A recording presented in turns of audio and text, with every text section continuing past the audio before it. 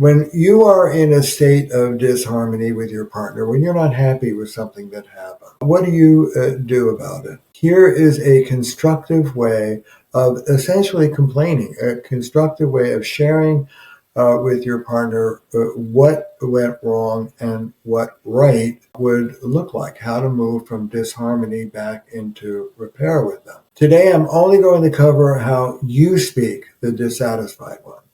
There is a 2-step preamble, then 4 steps to the actual speaking, and then a little epilogue.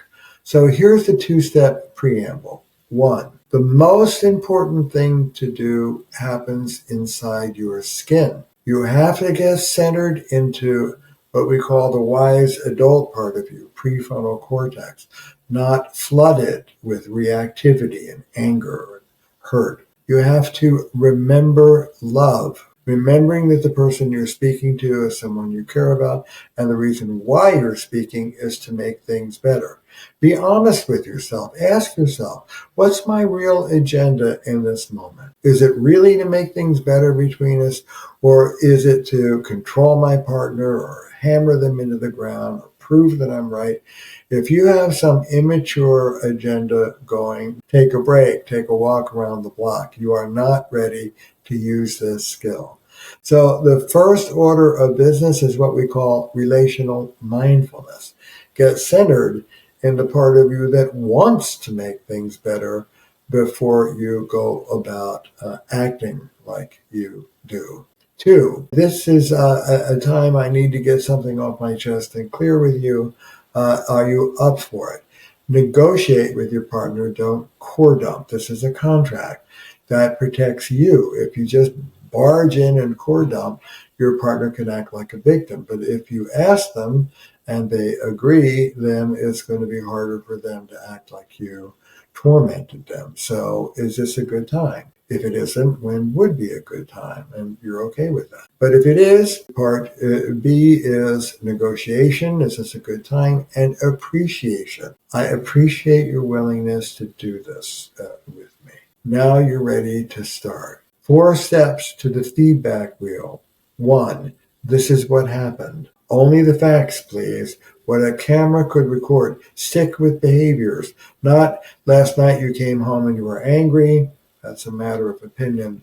Last night you came home, you slammed the door and yelled at little Timmy. It's what a camera could record. Even then you can get an argument. Well, that I didn't yell. Or that wasn't last night. Well, that's how I remember it. Don't argue, just get subjective. This is what happened as I recollect it. Terry says, Belinda, last night you told me and the kids you'd be home by 7. You show up at 7:45 with no notice. Period. 2, this is the story I made up about it. We make up stuff all day long. What happens between us is just raw stuff, data. We tell ourselves a story about it and we make meaning of it. In relational living, we take responsibility for that. This is not objectively true. This is my story. The beauty of what I made up about it is you get to say all the nasty things you're thinking as long as you're not, ridiculously abusive. Belinda says to me, what I made up about that is you still have narcissistic tendencies. You privilege your own time over ours. You just got overwhelmed and you didn't come home. You didn't think about us. 3, what I feel about it. When you share your feelings, drum roll please, share your feelings, not your thoughts. Feelings. Joy, pain, anger, fear, shame, guilt, love. 7 primary feelings. When you say, this is what I feel, what should follow is a feeling.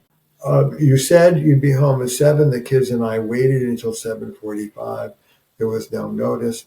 What I made up is that you can privilege your time over us and you can still be selfish and thoughtless at times. How I felt about it was sad, lonely, sitting there with the kids, afraid that we were hurting them, a little helpless to get you to change, and angry. Here's a big trick.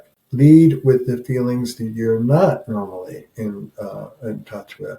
If you're used to big puffed up feelings, that pisses me off. Find your vulnerability. I was afraid. I was lonely. If you're used to little codependent feelings, find your voice, find your power. That pissed me off. We want the mighty to melt. We want the weak to stand up. Whatever you're used to, switch it up. It will change things between you and your partner. And 4, this is what would help me feel better now. That's repair. But don't just share what's wrong. Tell your partner what right would look like. I'd like you to apologize to the kids. I'd like you to apologize to me. And I'd like you to reassure me you're going to work on this and not keep doing it. 4, like 1, is behavioral, specific. You don't want changes of attitude.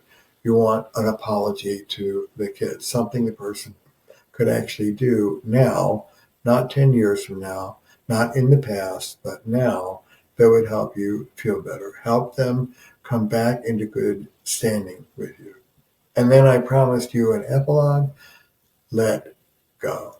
You did beautifully on your end. On Tuesday, your partner says, sure, honey, I can understand. I'm going to apologize to the kids and you and work on it. On Thursday, your partner says, I was busy. Get off my case. I don't need this bullshit. Tuesday's a great day for both of you. Thursday's a terrible day for your partner. A mixed day for the relationship, but still a good day for you. You did well on your end, and that's all you can control. So get to work on your relational integrity. It's not about how it goes, it's about how you go, and that you can work on.